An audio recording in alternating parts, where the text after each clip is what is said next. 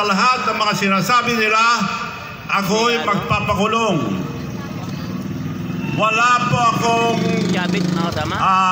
kasalanan at dito kami sa Luneta ngayon. Isa lang. Ako ay isang tao, isa lang ang salita. Dali ng Iglesia ni Cristo mga kasama. Kung may katotohanan, handa akong pakulong. Kailangan sabihin ko ito dahil baka maniwala kayo dahil libo-libong bumabalat sa akin na attack dog. Yan, nagsalita yung Chavit. So mga kaibigan, si Honorable Luis Chavit. sinasabi nila, kurap ako. Dahil panira. Kung kurap ako, bakit ang aming lalawigan from the poorest province, we are now the 5th richest province in the entire country.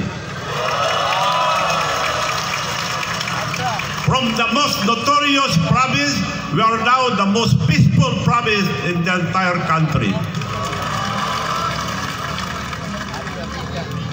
Kung kurap ako, bakit ako nagbibigay ng pera? Noong nakaraan nagberde ako, 9,300,000 ang pinamigay ko.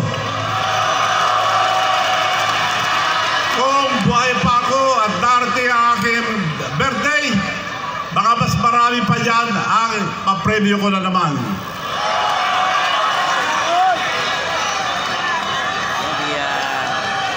Palagi kong paalala sa ating mga leaders, ang pera ay hindi inyo hanggat hindi nyo ginagastos. Ang mga leaders, palagi kong minawarningan, greediness. Greediness is the downfall of every leader. Gahaman. Nangyayari na sa ating bansa, mga kababayan. Kaya lang, linilito tayo. Ngayon, makita nyo sa dyaryo, sa social media, nagtuturuan na sila. Meron lang akong na Proverbs chapter 29 verse 2.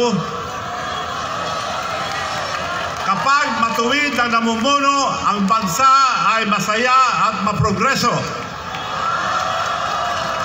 Ngunit kapag masama ang namumuno at kurap, ang bansa ay malungkot, umiiyak at walang progreso.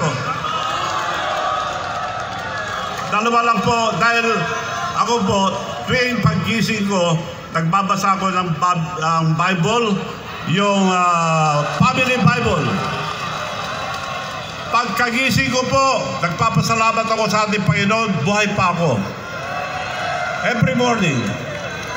Yung Family Bible na bibili po sa mga bookstore, binigyan ko lahat ang pamilya ko, basahin yan everyday, 2 minutes lang, 2 minuto lang. So hindi po tayo nakakalimot sa ating Panginoon. So, isa pa. Ito yung kalsada Daniel chapter 2 verse 21. Malapit sa Jollibee. Ang ating Panginoon Diyos ay siya naglalagay ng mga hari, mga prime minister, mga leaders, ang mga presidente, gamit ang mga tao. Ngunit huwag natin kalimutan, mga kababayan,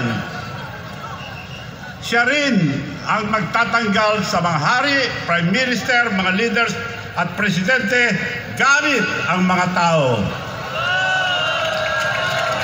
So mga tao rin po ang magtatanggal sa mga kurap na presidente.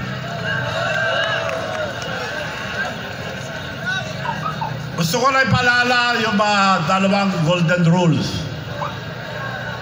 Do not do unto others if you do not want others do unto you. Ngayon, ano nangyayari sa ating bansa ngayon? Sino na nagtuturo? Ngayon, nagtuturuan na. Do not be greedy, because greediness is always the downfall of everybody. Mga